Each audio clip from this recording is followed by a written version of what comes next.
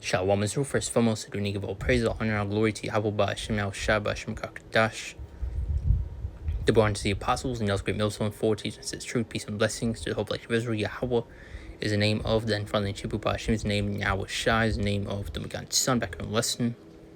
And today we're going to this speech that Trump gave, which you see right here in the background. In this article, it says Trump, U.S. will bomb Iran back to the Stone Ages over the next 2 to 3 weeks. So you're about to see things heat up even more. And this is what we've been saying. It'll do this pin part of Yahweh Ba'Shem Yahushua, start with the apostles and the elders on down over there at the Great Millstone, that these things are to come. And that this situation with the U.S., Israel, Iran would spiral. It would only pick up steam. However the Lord may do it. Because you are seeing the various steps being taken towards World War III. So you possibly could see other allied nations get involved. You have talks of NATO, or the U.S. wanting to leave NATO. So we need to check on that.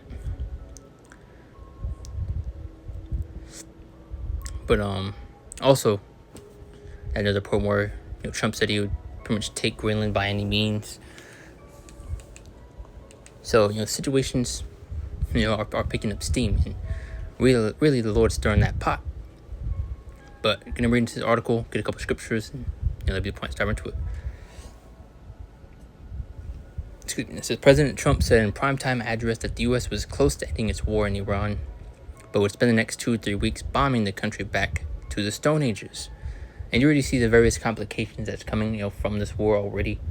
As you see with the gas prices skyrocketing, as you're about to see with the food, and that's not even speaking of all the what do they call it? Dang, I lost my train of thought. I know the word for exactly the word I was looking for, but you're seeing prices skyrocketing with goods being transported, which I forgot exactly what they call it, but there's that. I guess I need to subscribe to this, but I'll just read what I can from this. The big picture: if they do it and the war cannot be reached, he said the U.S. would bomb all of Iran's power plants and perhaps its oil fields. And you already see what's happening with the oil now. Matter of fact, you haven't talked of a lockdown being put in place over this energy crisis that you're now beginning to see. But that would have devastating consequence for Tehran's civilian population in the future of the country, while likely inciting retaliation on America's allies in the region. So things are heating up. This is Proverbs 16:18, and it says, "Pride goes before destruction, and a haughty spirit before a fall." And you see the pride this devil has, thinking he's gonna go untouched, he's gonna go unscathed. But if you know the scriptures, Isaiah 47:1, we can actually pull that up real quick.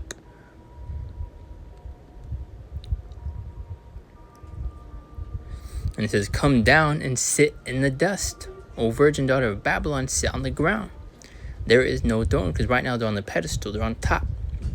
But very soon they're being brought low to the lowest part, the dust, the ground. And so there is no throne, O daughter of the Chaldeans, for thou shalt no more be called tender and delicate. So, a virgin daughter of Babylon will no longer be a so-called virgin.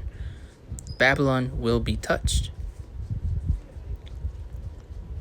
1 Thessalonians 5:3 further at that point. It says, "For when they shall say peace and safety, then sudden destruction cometh upon them." Because right now you have this devil, talking with great pride, and that's just Esau eating for you. But making it seem like this is gonna be a walk in the park.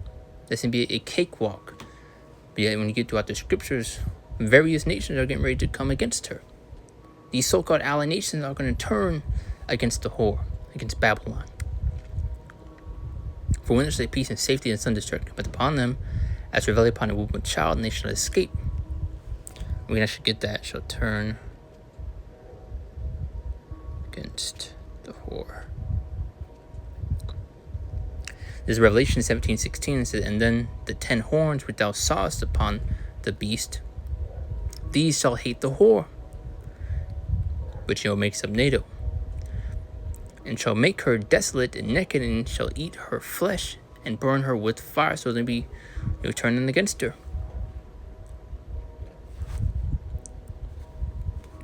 Now this is Matthew 24:2-8. Further listing the type of times that we are in, things that we would see, because you are seeing prophecy begin to speak, playing out. And as he sat upon the mount, all his disciples came to him privately, saying, "Tell us when shall these things be, and what should be signs like coming of the end of the world?" And what says the end of the world doesn't mean the whole end of the entire earth, but speaking of an age, the end of an era. Verse 4, "And Yahweh answered and said to them, Take heed that no one deceive you. For many shall come in my name, saying, I am anointed, and shall deceive many. So be careful and wary of who you listen to and who you are learning from." Because the Lord has his false prophets and he has his true prophets. And these false prophets have been set up in order to lead those astray that are not meant to make it. So that's why you get Malachi 3:18, discern between who serve the Most High and who serve them not. Verse 16, "You hear of wars and rumors of wars, see ye be not troubled, for all these things must come to pass, but the end is not yet." So that main point, don't these wars and rumors of wars that we're exactly seeing. Tensions further building. Tensions continue to rise. And which is all due spent probably Al Bashim Al Shah. He's the one that's stirring that pot. Now, for nations are rising, nation commit its kingdom, should be famines and pestilences and earthquakes in diverse places. And all these are the beginning of sorrows. We get another translation, it goes to the beginning of those birth pains. So this is just the start. Revelation 11:14, it says, "The second woe is past, and behold, the third woe cometh quickly." That second woe, speaking of that second world war, and the third woe, speaking of that third world war, and it's approaching fast and it's approaching quickly. It's not just some simple threat that you make that you're going to send someone back to the Stone Age. I mean, you're going to tear them up.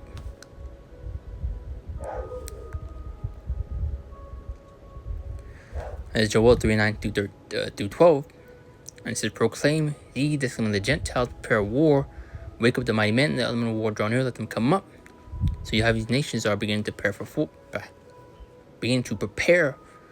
war, now begin to stand up, as we're going to further read.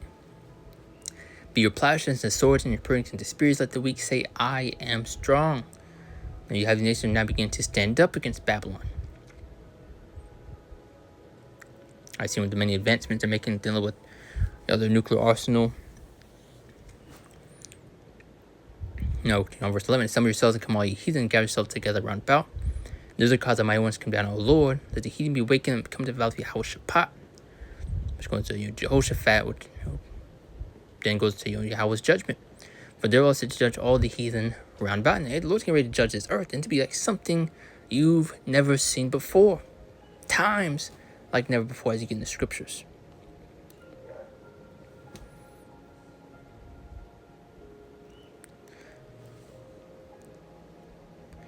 This is Jeremiah 50, verse 9. It says, "For lo, I will raise in cause to come against Babylon, an assembly of great nations from the north country. And they shall set themselves in array against her. From thence she shall be taken. Their arrow shall be as of mighty expert men, none to return in vain."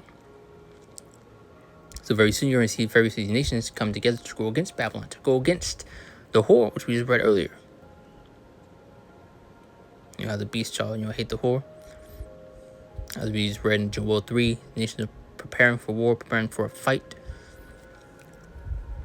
And I see, Babylon, aka America, is making a lot of enemies, especially dealing with their so-called allies.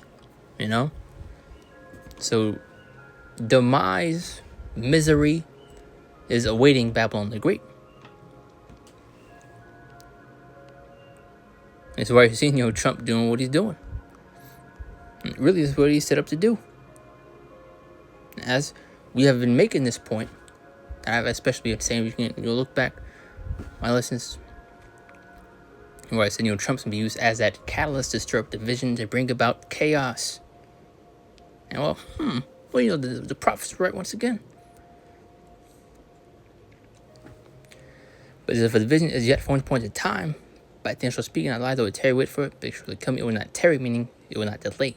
So these things will happen and will come to pass when we're in these appointed times. We are nearing the end. And it's crystal clear It's evident of that, which has made let's go into that. So once again, our salvation is nearer than we believe. It's closer than we think. And it's evident, it's clear. We're near the end of this place. We're seeing the fall of Babylon the Great.